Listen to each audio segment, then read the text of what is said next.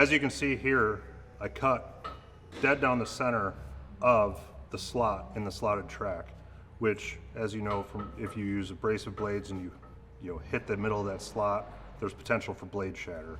This, there's no concern, no worry. It cuts clean through, right up to the edge. Another profile that I want to go through is 16 gauge, 3 5/8, inch and 5/8 leg structural steel. This is known to be pretty hard to cut, very stiff.